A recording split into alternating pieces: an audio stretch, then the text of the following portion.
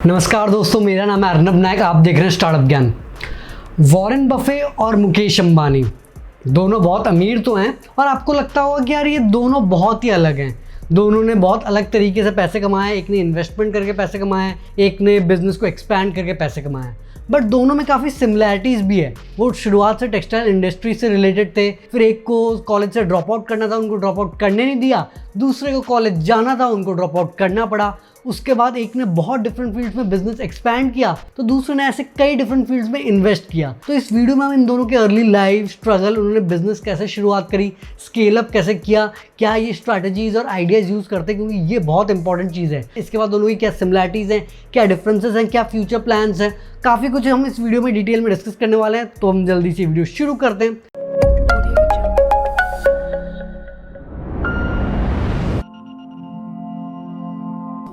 तो पहले दोनों की अर्ली लाइफ से शुरुआत करते हैं और इसमें हम थोड़े वॉरेन बफे की अर्ली लाइफ डिस्कस कर लेते हैं। तो उनका जन्म 1930 में हुआ था। अभी 90 साल के हो चुके हैं, तो मतलब बहुत पुराने आदमी है। जन्म उनका ओमाहा नेब्रास्का में हुआ था, इसलिए उनको ओरेकल ऑफ ओमाहा भी बोला जाता है। और बचपन से उनको बिजनेस में काफ़ी ज़्यादा इंटरेस्ट था। मतलब उन्होंने इतने सारे बिजनेसेस किए ना, वो भी सोचो उस टाइम में, और प्रॉफिट भी कमाया है। एग्जाम्पल के तौर पर च्युइंग गम बेचना, कोका कोला के बॉटल्स बेचना, मैगजीन्स डोर टू डोर जाके बेचना। तो इसमें इनके सेल्समैन स्किल्स काफ़ी ज़्यादा इंप्रूव है। फिर धीरे धीरे उन्होंने डिफरेंट बिजनेसेस में एक्सपैंड किए। उन्होंने पिनबॉल मशीन खरीदी $25 में, और जहां लोग बाल काटने आते हैं वहीं साइड में उन्होंने मशीन लगा दी और उससे काफी पैसे कमाए। फिर उन्होंने इस बिजनेस को $1200 में बेच दिया। ऐसे ऐसे बिजनेसेस और इन्वेस्टमेंट्स करते करते कॉलेज खत्म होने तक उन्होंने करीब $9800 कमा लिए थे, जो कि आज के टाइम में $1,05,000 होंगे। तो इनका तो पक्का बात है कुछ ना कुछ बड़ा करेंगे, और वही उनका एग्जैक्टली प्लान था। उनका मन था कि यार वो कॉलेज ना जाके अपने बिजनेस वेंचर्स पे फोकस करें, पर उनके पापा ने बोला कि ना भाई ना, अभी ना बिल गेट्स आए ना मार्क ज़करबर्ग आए, एग्जाम्पल्स किसको ले रहे हो भाई, चुपचाप कॉलेज जाओ। और फिर उन्होंने कॉलेज में पढ़ाई करी और फिर वो जॉब मार्केट में घुसे और फिर वहां पर उनको स्टॉक मार्केट्स में इंटरेस्ट आया। अब हम थोड़ा मोटा भाई अंबानी की बारे में बात कर लेते हैं। 1957 में जन्म हुआ था, अभी 63 इयर्स के हैं, और इंडिया और एशिया के तो रिचेस्ट पर्सन है ही, दुनिया के भी one of the richest person है। तो जन्म तो उनका यमन में हुआ था, जहाँ उनके पापा धीरूभाई अंबानी काम करते थे, पर फिर उनकी पूरी फैमिली इंडिया शिफ्ट हो गई। यहाँ पे वो एक 2 बेडरूम अपार्टमेंट में रहते थे और पब्लिक ट्रांसपोर्ट यूज करते थे। उनको कोई पॉकेट मनी नहीं मिलती थी, तो उन्होंने केमिकल इंजीनियरिंग पढ़ी इंस्टीट्यूट ऑफ केमिकल टेक्नोलॉजी से, और फिर उनका स्टैनफोर्ड यूनिवर्सिटी में MBA के लिए एडमिशन भी हो गया था। पर उनके पापा ने बोला कि भैया हम इतना अपना बिजनेस एक्सपैंड कर रहे हैं, यहीं पर आके बिजनेस को मैनेज कर लो। असली प्रैक्टिकल MBA तो यही है, वहाँ पर स्टैनफोर्ड में थियोरेटिकल नॉलेज लेके कितना ही फायदा हो जाएगा। तो मोटा भाई अंबानी ने सोचा कि हाँ भाई पापा सही बोल रहे हैं, और फिर उन्होंने MBA से ड्रॉप आउट कर लिया और अपने भाई अनिल अंबानी और पापा धीरूभाई अंबानी के साथ मिलके रिलायंस का एम्पायर बनाने में लग गए। और हाँ यार, इंस्टाग्राम का लिंक, ट्विटर का लिंक, सारे लिंक्स डिस्क्रिप्शन में। वहाँ पे मैं अलग स्टार्टअप बिजनेस से related videos, posts, opinions share करता हूँ, तो उसमें आपको एक नया पर्सपेक्टिव मिलता है। तो तभी बोलता हूँ कि यार ट्विटर, इंस्टाग्राम का लिंक डिस्क्रिप्शन में, दोनों जगह जाके फॉलो कर लो, आपको नई इन्फॉर्मेशन मिलेगी और एक नया पर्सपेक्टिव भी मिलेगा। अब हम थोड़ा इन दोनों के बिजनेस करियर के बारे में डिस्कस कर लेते हैं। अब आप ये क्वेश्चन पूछेंगे कि यार वॉरेन बफे तो इतने बिजनेसेस शुरू कर रहे थे, सक्सेसफुल भी हो रहे थे, ये इन्वेस्टिंग के लाइन में कैसे आ गए? तो ये जान के आप हैरान रह जाएंगे कि यार 11 साल की उम्र में वॉरेन बफे ने अपने पहले स्टॉक्स खरीदे थे, और उनका इंटरेस्ट स्टॉक्स में तब आया जब वो अपने पापा के ब्रोकरेज ऑफिस में गए। तो उनको लगा कि यार ये भी काफी मस्त चीज है। पर फिर जब उन्होंने पोस्ट ग्रेजुएशन करी इकोनॉमिक्स में कोलंबिया बिजनेस स्कूल से, वहां पे बेंजामिन ग्राहम पढ़ाते थे, जो कि value investing, long term investing, ये सारी चीजों में काफी ज्यादा बिलीव करते थे। और वहां से वॉरेन बफे को लगने लगा कि यार ये भी काफ़ी अच्छा करियर ऑप्शन हो सकता है। यहाँ पर अगर हमने सही बिजनेसेस में इन्वेस्ट किए तो बिजनेसेस तो ग्रो होंगी, उसके साथ हम भी पैसा कमाएंगे। और यहीं से उनका स्टॉक्स में इंटरेस्ट आया।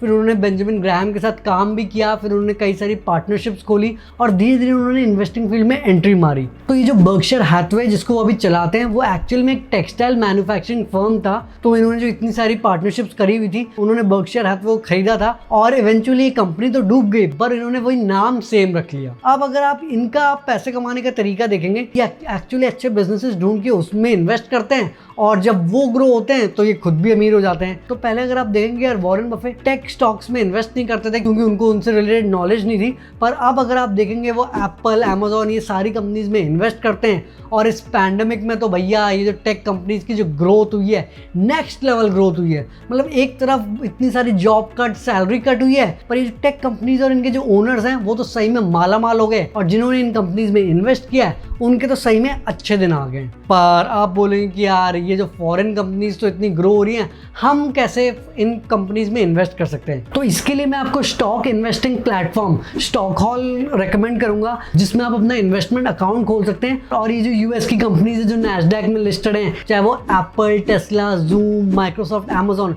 जो भी आपकी फेवरेट टेक कंपनीज हैं, उनके प्रोडक्ट्स आप रेगुलरली यूज करते हैं, वो सारे स्टॉक्स आप खरीद सकते हैं। और इनके फायदे भी बहुत हैं क्योंकि इसमें कोई मिनिमम इन्वेस्टमेंट नहीं है, जितना आपका बजट है उस हिसाब से आप खरीद सकते हैं। यहाँ तक कि आप फ्रैक्शनल स्टॉक्स भी खरीद सकते हैं। कुछ कंपनीज के स्टॉक्स हजारों डॉलर में होते हैं। बर्कशायर हैथवे का तो स्टॉक 3 लाख डॉलर से भी ऊपर है, तो इसमें आप फ्रैक्शनल शेयर्स खरीद लीजिए। इसके अलावा अगर आपको यूएस स्टॉक मार्केट में इतना ज्यादा नॉलेज नहीं है या आपको एक्सपर्ट के रिकमेंडेशन चाहिए, तो इसके लिए उन्होंने स्टैक्स लॉन्च किया है, जो कि एक बास्केट्स ऑफ स्टॉक्स, ईटीएफ्स होते हैं जो एक्सपर्ट्स मैनेज करते हैं। तो इसमें डिफरेंट थीम्स के हिसाब से 10 से लेकर 30 कंपनीज के स्टॉक्स होते हैं जो एक्सपर्ट्स मैनेज करते हैं, और हर क्वार्टर में रीबैलेंस भी किया जाता है मार्केट रिक्वायरमेंट्स के हिसाब से। तो आपको टेंशन लेने की जरूरत नहीं है। और यहाँ तक कि इनकी अकाउंट ओपनिंग फी भी बिल्कुल जीरो है। तो लिंक डिस्क्रिप्शन में, जल्दी से आके चेक करो, और अगर पसंद आया तो यूज करना भी शुरू कर दो। अब मोटा भाई अंबानी ने एक अलग रूट पकड़ा। तो शुरुआत उन्होंने टेक्सटाइल से करी थी और उनका ब्रांड भी था ओनली विमल। उसके बाद उन्होंने पेट्रोकेमिकल्स, रिफाइनिंग में एक्सपैंड किया, फिर उन्होंने रिटेल में एक्सपैंड किया, और अब तो टेलीकॉम नेटवर्क भी बना दिया। पर अगर आप एक एक चीजों को देखेंगे, ये सारे एक बहुत बड़े लार्ज स्केल में वो करते हैं। तो जब वो पेट्रोकेमिकल्स और रिफाइनिंग में आए, उन्होंने वो काफी बड़े स्केल पे किया, काफी अच्छे से एग्जीक्यूट किया, और अभी जामनगर गुजरात में दुनिया का सबसे बड़ा रिफाइनरी बनाया। फिर अगर आप रिलायंस रिटेल की बात करें, वो भी इंडिया का सबसे बड़ा रिटेल चेन है, और अब तो उन्होंने बिग बाजार को भी खरीद लिया है। पर यहाँ पर कहानी खत्म नहीं होती। ये उनका ऑफलाइन प्रेजेंस था, और जो जियो लॉन्च किया वो तो भैया नेक्स्ट लेवल पे ग्रोथ हो रही है उसकी। और जियो के साथ अब जियो प्लेटफॉर्म्स आ गया है, वो टेलीकॉम से लेके टेक फील्ड में एंट्री मार चुके हैं, और काफ़ी बड़े बड़े प्लान्स हैं। तो बेसिकली मोटा भाई अंबानी इंडिया में इंडियंस के लिए इंडियंस की मदद से बिजनेस बिल्ड करते हैं, और वो हमेशा चाहते हैं कि यार कम प्राइसेस में वो जितने ज़्यादा लोगों को इम्पैक्ट कर पाए उतनी अच्छी बात है। अब अगर हम बिजनेस स्ट्रैटेजीज के बारे में डिस्कस कर लें,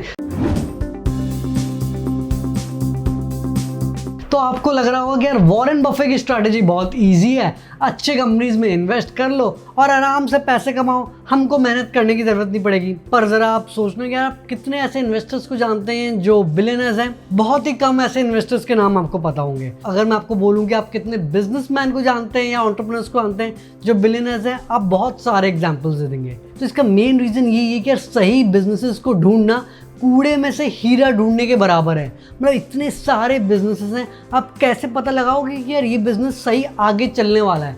तो इसके लिए आपको बहुत पढ़ना पड़ेगा, बहुत रिसर्च करना पड़ेगा, बहुत स्टडी करना पड़ेगा, बहुत ज़्यादा टाइम देना पड़ेगा, और उसके बाद फिर आप अपना हाइपोथेसिस बनाओगे और फिर आप इन्वेस्टमेंट करना शुरू कर सकते हो। उसके बाद भी आपकी कई सारी गलतियां हो सकती हैं। आपको पता है वॉरेन बफे के जो चाइना के इन्वेस्टमेंट्स हैं उससे उनको काफ़ी ज़्यादा नुकसान हुआ है। तो इसके लिए वॉरेन बफे कई स्ट्रैटेजीज यूज़ करते हैं, जैसे वो लॉन्ग टर्म इन्वेस्ट करते हैं, वो कंपाउंडिंग पे बिलीव करते हैं। इसीलिए अगर आप देखेंगे वॉरेन बफे ने सबसे ज़्यादा वेल्थ 65 की एज के बाद कमाया है। फिर वो भी जब इन्वेस्ट करते हैं वो ऐसा इन्वेस्ट करते हैं जैसे कि वो कंपनी को ओन कर रहे हैं, तो उसके बारे में बहुत रिसर्च करते हैं। इसके अलावा वो क्वालिटी कंपनीज में इन्वेस्ट करते हैं, ऐसे कंपनीज में इन्वेस्ट करते हैं जिसका कोई कॉम्पिटिटिव एडवांटेज हो, कोई मोट हो। इसलिए अगर आपने देखा होगा उन्होंने कोका कोला में इन्वेस्ट किया हुआ है। फिर वो बोलते हैं कि यार ऐसी चीज़ों में इन्वेस्ट करो जो चीज़ें आपको समझ आती है।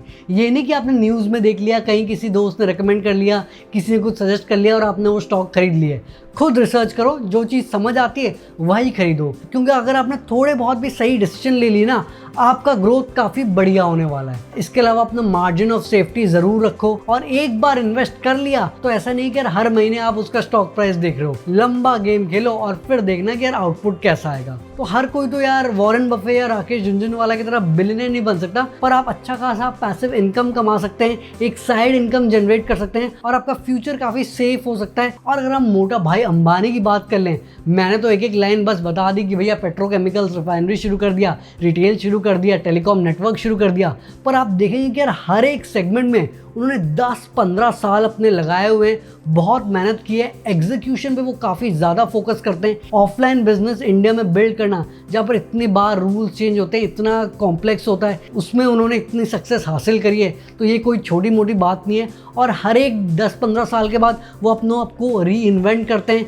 नई टेक्नोलॉजी, नई चीज़ जो आ रही है उसके हिसाब से एक्सपैंड करते हैं। जैसे पेट्रोलियम से वो रिटेल में गए, फिर उनको पता चला कि यार आगे की दुनिया टेक वर्ल्ड में होने वाली है, तो फिर उन्होंने जियो शुरू किया, बोला भी भाई data is the new oil. और अब वो जियो प्लेटफॉर्म्स पे काफ़ी ज़्यादा फोकस कर रहे हैं, जिसके लिए वो कई सारे स्टार्टअप्स खरीद भी रहे हैं और कई सारे सर्विसेज अपने प्लेटफॉर्म पे लेके आ रहे हैं। तो बेसिक फंडा ये है कि यार दोनों रास्ते बहुत मुश्किल है।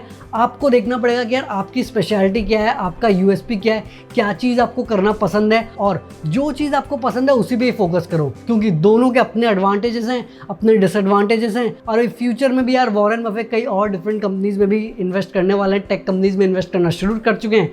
और मोटा भाई अंबानी तो भैया नेक्स्ट लेवल पे कंपनीज और इंडिया को लेके जाएंगे ही। इसके अलावा उन्होंने लाइफ साइंसेज, सोलर, इन सब से रिलेटेड भी कंपनीज खोले हुए हैं, तो उसमें वो क्या इनोवेशन, क्या डिस्रप्शन लेके आएंगे वो तो आगे का टाइम ही बताएगा। तो यही थी केस स्टडी मुकेश अंबानी और वॉरेन बफेट के ऊपर। और अगर आपको यूएस के स्टॉक्स में इन्वेस्ट करना है तो जैसा कि मैंने आपको बोला है कि स्टॉक हॉल का लिंक डिस्क्रिप्शन में, जल्दी से आके चेक करो। और अगर आपको ये वीडियो पसंद है तो वीडियो को लाइक करना, शेयर करना और नीचे कमेंट करना कि वीडियो कैसी लगी। चैनल को पक्का से सब्सक्राइब कर लेना और घंटा दबा देना ताकि आप कोई भी वीडियो मिस ना करें। इंस्टाग्राम का लिंक डिस्क्रिप्शन में, जल्दी से आके वहाँ भी फॉलो करो। आगे हम ऐसे स्टार्टअप, बिजनेस, मोटिवेशन और एंटरप्रेन्योरशिप से रिलेटेड बातें करेंगे। तो जल्दी मिलते एक नई और जानकारीपूर्ण वीडियो के साथ। धन्यवाद।